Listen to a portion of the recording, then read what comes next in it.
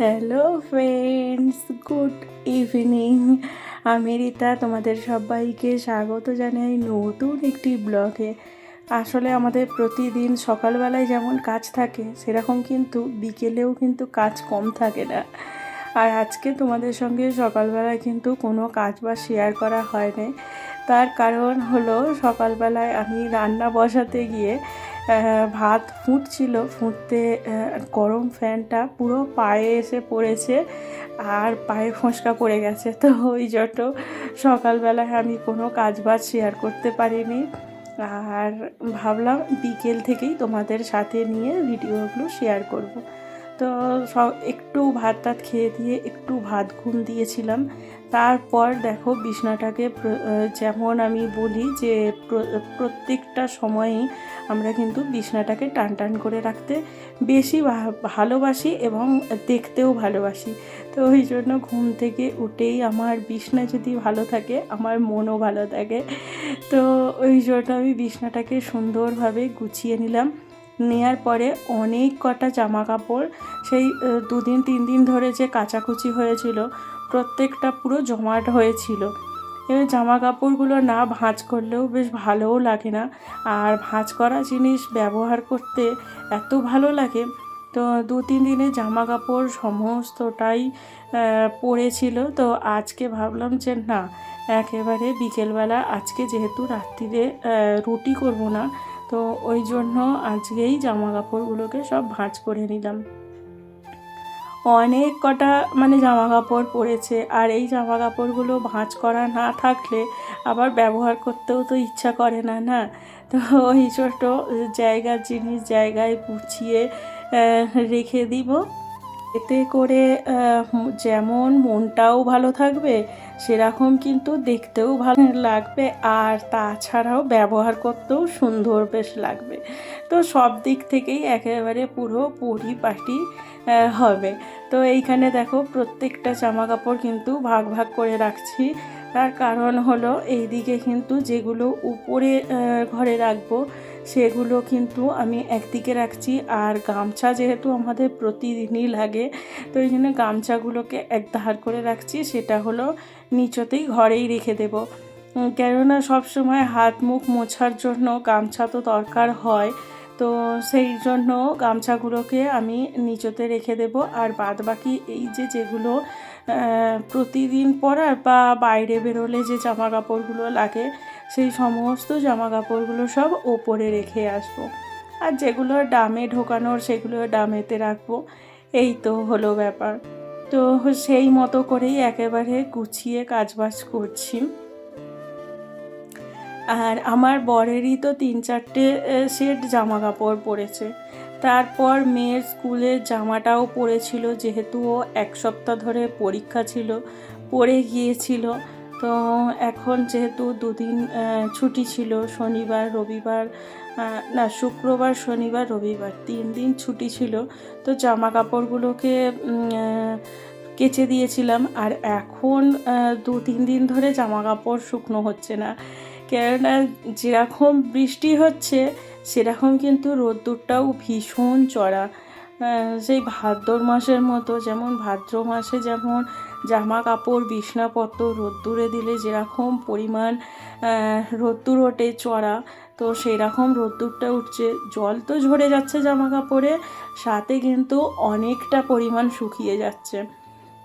আর যেটুকু শুকনো হচ্ছে না, সেই জামা কাপড়গুলো একটু রেখে দিলে, ঘরেতেই শুকনো করতে দিয়ে দিলে রাত্রির মধ্যে সুন্দর শুকিয়ে যাচ্ছে।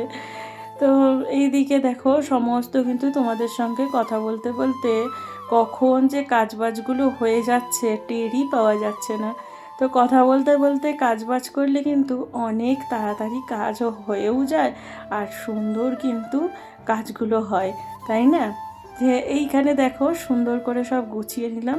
এইবারে চলো জায়গার জিনিস জায়গায় রেখে দিই। আসলে এরকম সুন্দর করে ঘরদোর পরিপাটি করে রাখতে আমার তো ভীষণ ভালো লাগে। আর তাছাড়াও সাধারণ দিনগুলোকে, সাধারণ দিনের যে কাজগুলো থাকে সেইগুলো যদি একটু গুছিয়ে করা যায়, সেটা কিন্তু অন্য আর এক রকম সুন্দর লাগে। এই দিকে দেখো সমস্ত জামা কাপড়গুলোই তো গুছোনো হয়ে গেল, কিন্তু চাদরটা তো আর বসে বসে গুছোলে হবে না। আসলে মানে এতটা পরিমাণ মানে ফোসকা পড়ে গেছে যে দাঁড়িয়ে দাঁড়িয়ে আমি যদি জামা কাপড়গুলো গুছোই তার উপরে এতটা আছে, তো ভীষণ পরিমাণ কষ্ট হবে। তো ওই জন্য বসে বসে প্রত্যেকটা গুছালাম, কিন্তু চাদরটার বেলা আর সেই কাজটা আর হলো না। তো ওই জন্য চাদরটা কিন্তু বিছনা থেকে নেবেই তারপরেই কিন্তু আমি গুছিয়ে নিলাম। আর তারপর ওই যে বললাম যে ঘরে গামছাগুলো রাখবো, তো সেই রকমই কাজ।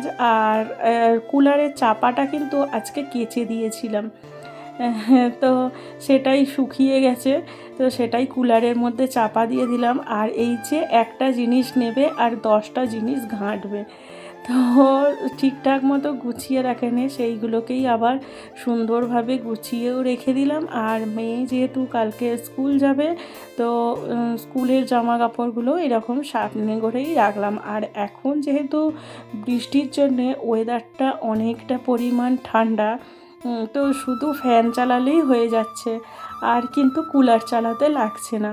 তো ওই জন্য কুলারের মাথাতেই সমস্ত কিছুটা রেখে দিয়েছি, দিয়ে তারপর ওই বিছনাটাকে একটু টান টান করে নিলাম। আসলে এটা আমার একটা বাতিক এসে গেছে যে সব সময় বিছনার চাদর টান টান আমার দেখতে ভালো লাগে, ওই জন্য সর্বসময় আমি তাই চেষ্টা করি, যেই একটু চাদরটা গুটিয়ে যায় সঙ্গে সঙ্গে চাদরটাকে টান টান করে নিই।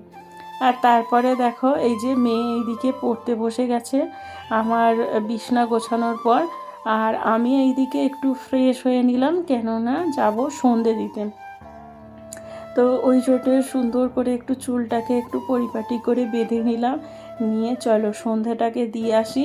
এসে তারপর আজকে কিন্তু চা খেতে একদম মন চাইছে না, আজকে মনটা একটু কফি কফি মানে ভাব লাগছে, যেহেতু বাইরে প্রচুর পরিমাণে বৃষ্টি হচ্ছে, তো ওই জন্য কফির দিকে একটু মনটা টানছে। তো আগে সন্ধেটা দিয়ে দিই, দেওয়ার পর তারপর কফি করে খাবো। তো এই যে সন্ধে দেবো যে তার আগে দোরগোড়ায় কিন্তু জল দিয়ে দিলাম, কেননা দোরগোড়ায় সন্ধেবেলায় জল দিতে হয়। তো জল দিয়ে তারপর এই যে আসন পেতে নিয়েছি, নিয়ে প্রদীপ জেলে ঠাকুরকে সন্ধেটা দিয়ে দিলাম। আসলে এই সন্ধেবেলাটা চেষ্টা করি একটু প্রদীপ দিয়ে আরতি করার, কেননা এই সন্ধ্যের টাইমটায় ঠাকুর তো শয়নে যায়, তো ওই জন্য একটু প্রদীপ ঘুরিয়ে নিয়ে তারপর একটু ধূপ জ্বেলে এই যে শাক বাঁচানো হয়ে গেল, একেবারে মানে সুন্দর করে ঠাকুরকে সন্ধেটা দেওয়া হয়ে গেল।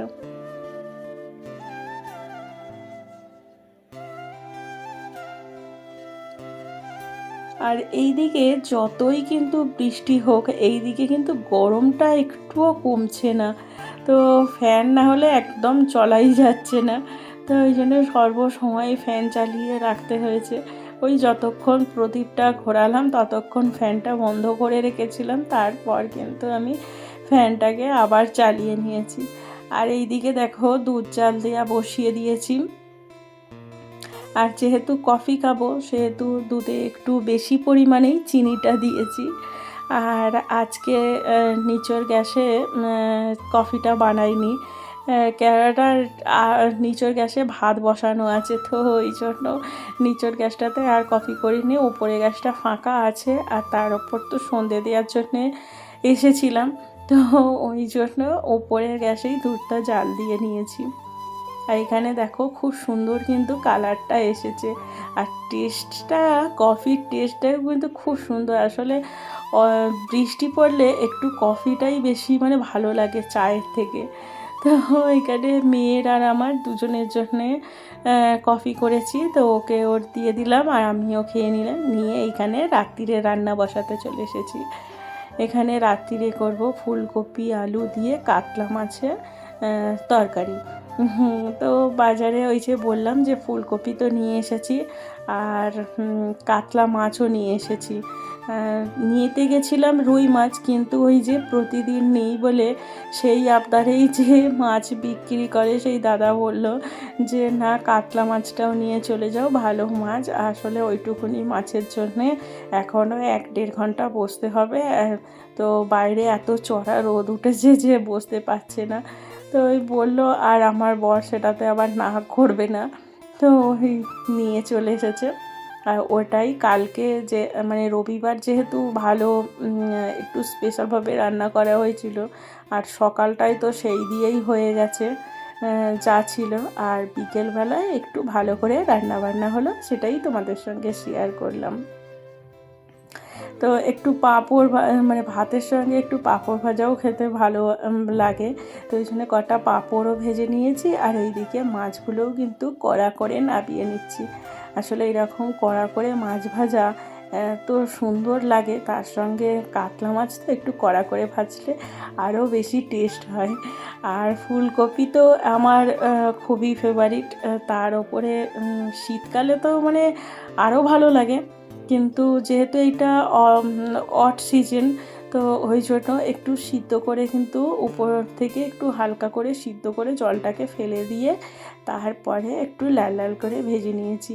আসলে ফুলকপি যতটা আমাদের উপকারে আসে, তার থেকেও কিন্তু বেশি অপকারে আসে। আসলে যে সিজনে যে জিনিসটা, সিজনের জিনিস সবসময় ভালো হয়, কিন্তু অফ সিজনের জিনিস অতটা কিন্তু ভালো হয় না, সেটা বেশি ক্ষতির দিকেই থাকে।